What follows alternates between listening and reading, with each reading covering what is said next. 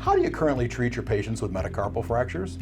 Well, Jim Weber was approached by an orthopedic technician at Cook County Hospital who was sick and tired of patients with boxer's fractures who had been casted and then removed their casts and returned to the clinic complaining that they were still in pain. This led Ed Cotton to an idea that he and Jim Weber developed into the TKO. This is a very simple design that has produced one of the most versatile braces we sell. Let me show you how it works. So to apply the splint, it's necessary to have the patient in the proper position. For a boxer's fracture, we're going to put them in the intrinsic plus position, and then we're going to bend the splint or the orthosis to the contours of the hand. And it's very simple to do. We just take these stays and bend them, and you can see how close we can get to the contour of that hand. At that point, undo the 3 straps,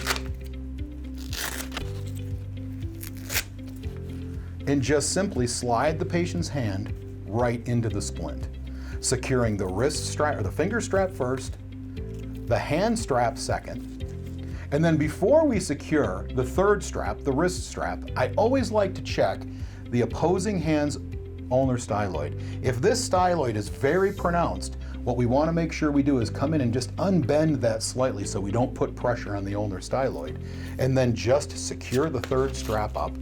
And we have the patient in a very good position, very secure and very comfortable fit. Now the brace can actually be used for 4 different applications in the hand. The boxer's fracture, which we're showing you here. And then what I can easily do is take the splint off, slide the pinky through the hole, slide this on the 2 middle fingers, and you can see how I can buddy splint the 3rd and the 4th.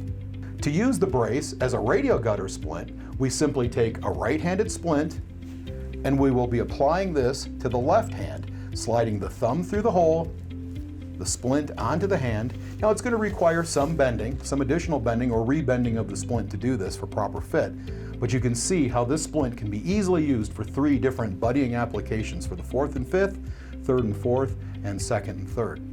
And then for the 4th application, a surgeon actually approached us at the hand surgery meeting and said, you can use the splint for one other thing too, and that is by straightening the splint out and even putting some hyperextension in it, you can flip it over, and again, using on the 4th and 5th, or even incorporating 3 fingers, we can put it in place and use it as a post-Dupuytren's procedure brace. 4 splints in one, the most versatile splint that we can ever have on the shelf, and the vast majority of patients are treated with just 2 sizes, one left and one right. No matter what application we use the brace for though, the greatest question to ask is, how supportive is that brace on your hand? It's like a cast. Very supportive.